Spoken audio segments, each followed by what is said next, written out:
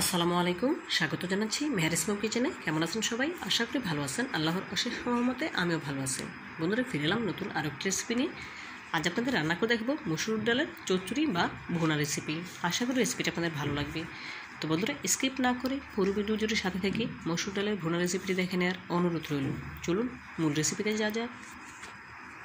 ডাল ভুনা করার জন্য এখানে হাফ কাপ মসুর ডাল আগে থেকে খুব ভালোভাবে ধুয়ে আধ ঘন্টার জন্য ভিজিয়ে রেখেছিলাম। দেখুন, আধ ঘন্টায় ডালগুলো অনেকটাই ফুলে উঠেছে। এখন পানিটা সেঁকে নেব। এদিকে রান্নার জন্য চুলে একটি প্যানে দিয়ে দিলাম কোয়ার্টার কাপ সয়াবিন তেল, একটি তেজপাতা ছিঁড়ে দুটুকরো বানিয়েছি, দুটি এলাচ ও এক টুকরো দারচিনি 1 মিনিটের মতো ভেজে নিয়ে দিয়ে দিলাম দুটি মাঝারি সাইজের পেঁয়াজ কুচি। এখন পেঁয়াজ কুচিগুলো নেড়েচেড়ে ভেজে নেব।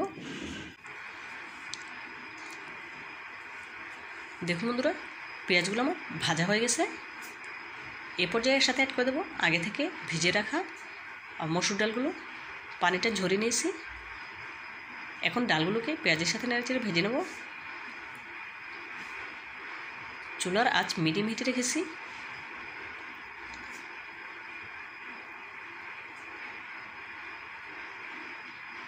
দিয়ে দেব পরিমাণ মতো লবণ, দেব 4-5টি কাঁচামরিচ। এখন নেড়েচেড়ে ডালগুলো ভেজে নেব।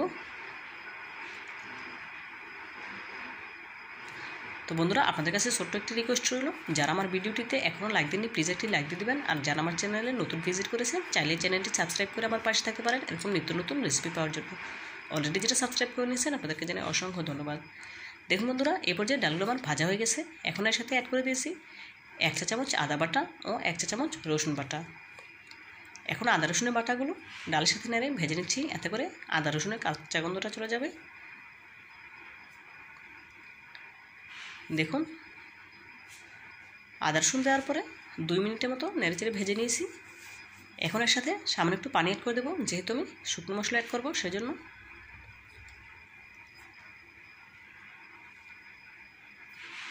দিয়ে দেবো 1/2 চা চামচ মরিচের গুঁড়া, 1 চা চামচ হলুদের গুঁড়া, 1 চা চামচ জিরা গুঁড়া, 1/2 চা চামচ ধনে গুঁড়া।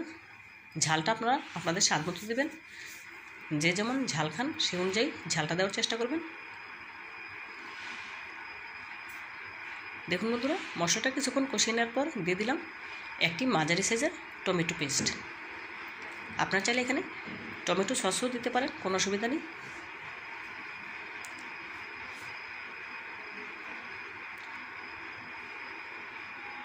দেখুন, ডালগুলো মশলার সাথে ভালোভাবে কষিয়ে নিচ্ছি।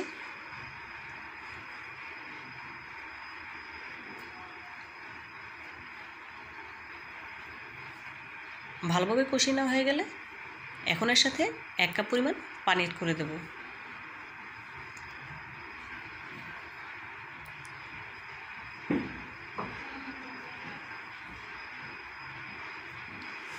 যেহেতু ডালটা আমি ভুনা করব, এর থেকে বেশি পানি দেওয়ার দরকার নেই। আমি 1 কাপ পানি দিয়েছি। এখন ঢাকনা দিয়ে ঢেকে মিডিয়াম হিটে রেখে জাল করে নেব 5 থেকে 7 মিনিটের মতো।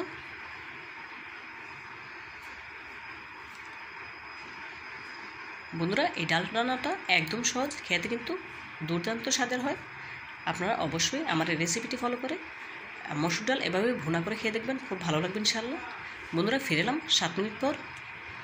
দেখুন, এই 7 মিনিটে ডালটা আমার ভুনা হয়ে গেছে। দেখুন, পানিটাও অনেকটাই টেনে এসেছে, দেখে নিশ্চয়ই বুঝতে পারছেন। এই পর্যায়ে এর সাথে অ্যাড করে দেবো কিছু ধনেপাতা কুচি।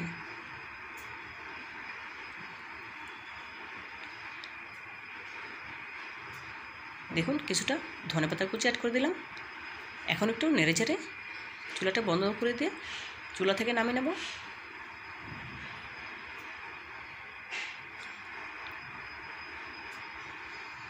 দেখুন বন্ধুরা, এই পর্যায়ে চুলাটা আমি বন্ধ করে দিয়েছি। এখন চুলা থেকে নামিয়ে একটি সার্ভিং বলে সার্ভ করে নেব। দেখুন বন্ধুরা, একটি সার্ভিং বলে সার্ভ করে নিচ্ছি।